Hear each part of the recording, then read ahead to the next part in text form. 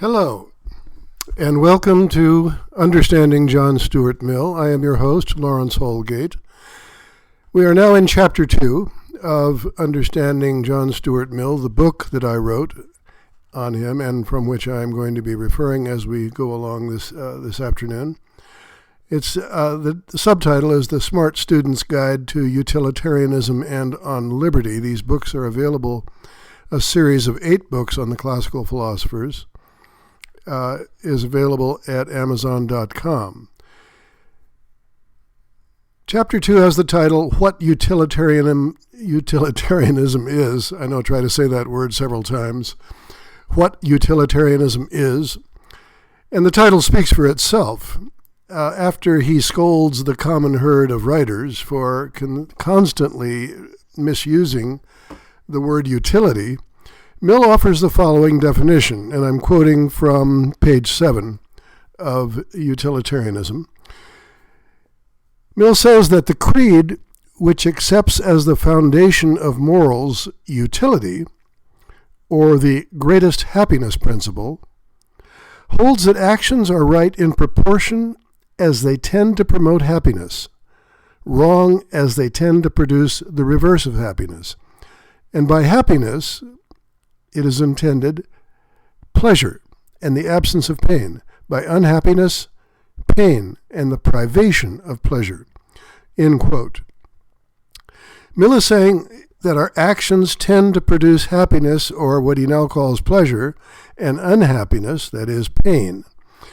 If an action produces at least as much happiness as unhappiness than any other action that could have been performed in the same circumstances, then that action is morally right. If the action produces more unhappiness than happiness than any other action that could have been performed, then the action is morally wrong. It is a moral obligation to refrain from performing actions that are morally wrong. Mill reminds us that there is a utilitarian theory of life. Embedded in the definition of utility is the assumption that the only consequence of an act or an omission that counts is happiness, defined, as we've already seen, as pleasure and freedom from pain, and unhappiness is defined as pain and the privation of pleasure. Mill says pleasure and freedom from pain are the only things desirable as ends, and all desirable things, which are as numerous in the utilitarian as any other scheme, all desirable things are desirable either for pleasure inherent in themselves or as means to the promotion of pleasure and the prevention of pain. So pleasure and freedom from pain are the only things desirable as ends, and all desirable things are desirable either for the pleasure inherent in themselves or as means to the promotion of pleasure and the prevention of pain. The statement about what things are desirable as ends is what Mill refers to as the utilitarian theory of life. Now, as a sidebar, the utilitarian theory of life is also known as hedonism, Hedonism, hedonism, the philosophical theory that pleasure is the highest good and the proper aim of human life. Quoting from Oxford University's work on Mill, they say that the Epicurean school, founded in Athens by Epicurus, advocated hedonism, pleasure as the highest good, but of a restrained kind. Mental pleasure, for example, was regarded more highly than physical pleasure, and the ultimate pleasure was held to be freedom from anxiety and mental pain, especially that arising from needless fear of death and fear of the gods. End quote. Here's an example of how the utilitarian principle might be used to evaluate an action as right or wrong. Let's suppose that Maria breaks a promise to help her friend Juan study for the philosophy final exam. She realizes at the last moment that she needs that time to help her ailing mother at home. Juan is disappointed, but he's not overly stressed about the broken promise because he's fairly certain he can find another tutor. She is happy that she now has more time to help at home, even though he is mildly unhappy, we'll call it disappointed, unhappy not to study with a friend. Well, given these facts, Maria's action, the action of breaking the promise, probably produces more total happiness for Maria and her mother than it produces unhappiness for Juan. To put it another way, the action of breaking the promise produces a greater balance of pleasure over pain than would be produced by the alternative action of keeping her promise at all. So Maria's act of breaking the promise to Juan is not morally wrong. There's another way of putting it, by the way. In the 1930s, the word optimific was coined, O-P-T-I-M-I-F-I-C, optimific. Scholars began to use this word as an adjective, meaning produces the maximum good consequences. So an action is optimific if it's the kind of action that produces the maximum good consequences, and that's from the Oxford English Dictionary. The most important part of this chapter, Mill's chapter 2 of Utilitarianism, is the section called Objections and Replies. Mill has much more to say about the definition of utility as he clarifies it through rebuttals to a large variety of understandings and misrepresentations of the utilitarian creed. We begin in this section with a long story on objections and replies and conclude this chapter with a summary of what we have learned about utilitarianism from Mill's rebuttals. And we learn a lot. When I talk to my students about this, I always tell them, go slowly on this, but this is where you're going to learn about utilitarianism, in this section called Objections and Replies. Let's look at the first objection, probably the most popular. It's called the swine-objection, and here it is.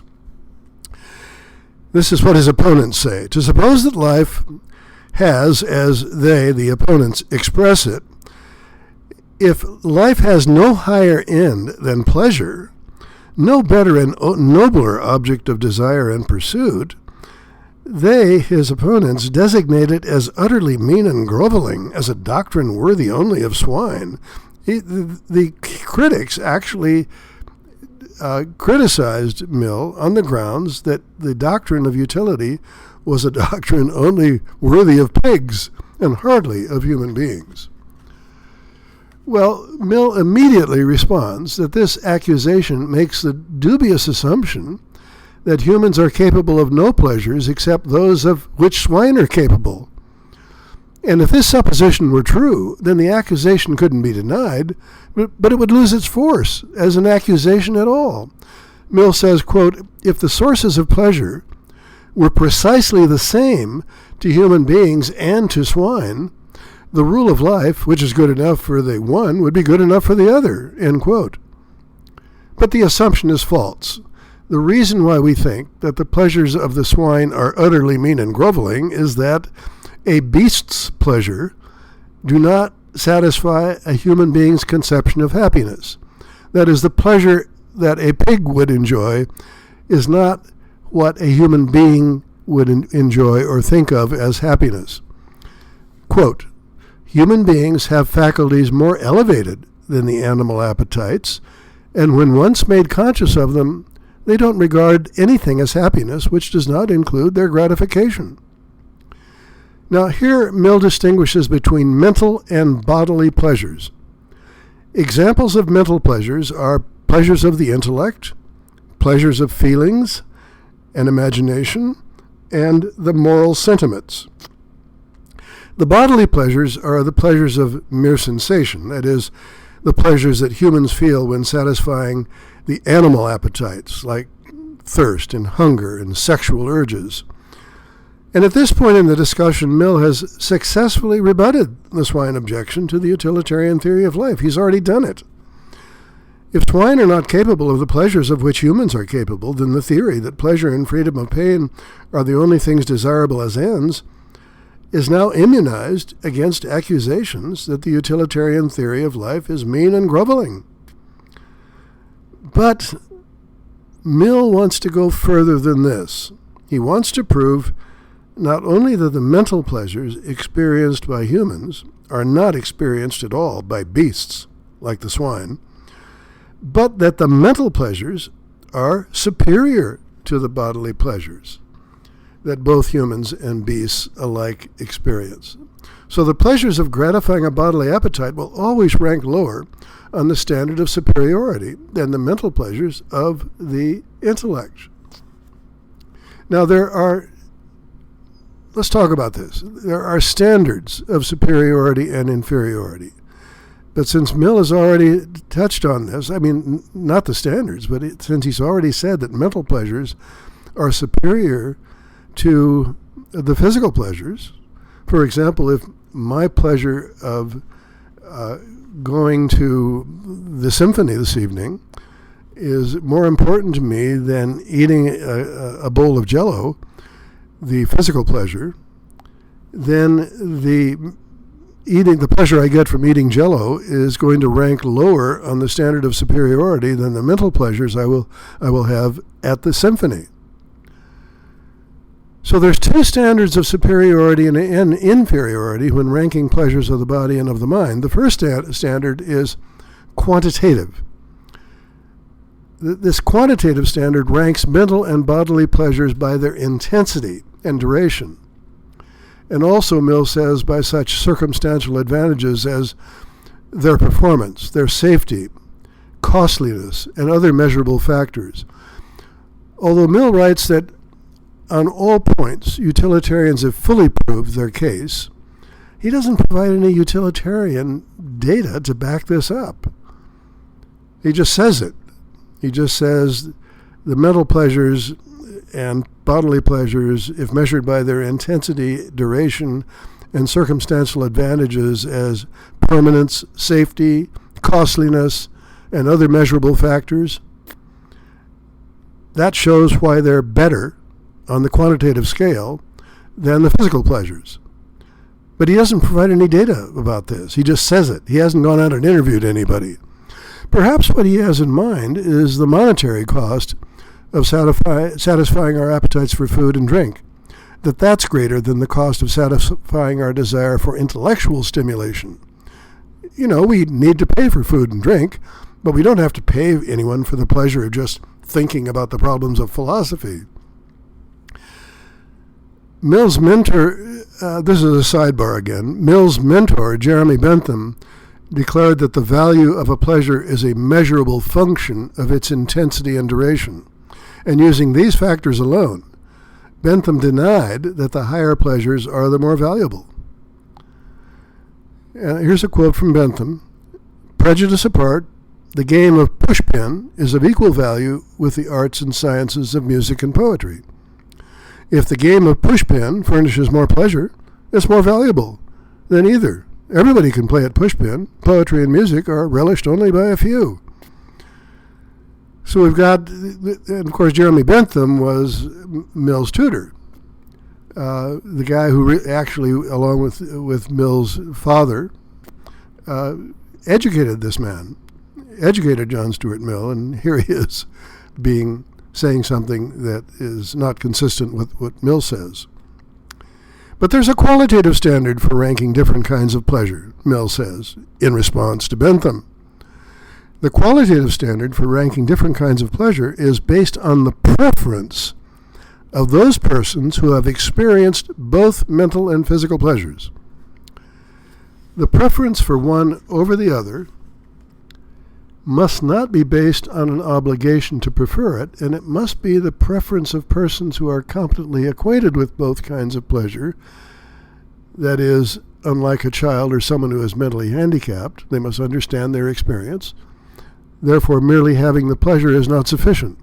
If they know that a great amount of discontent would be involved, and yet they would still prefer it, then we are justified in ascribing to the preferred enjoyment a superiority in quality, so far outweighing quantity as to render it in comparison of small account. So Mill is doing something that Bentham didn't do. He's put in a qualitative standard for measuring pleasures and saying that the qualitative pleasures, the preferred enjoyment, outweighs quantity. And in comparison, we can just brush away quantity.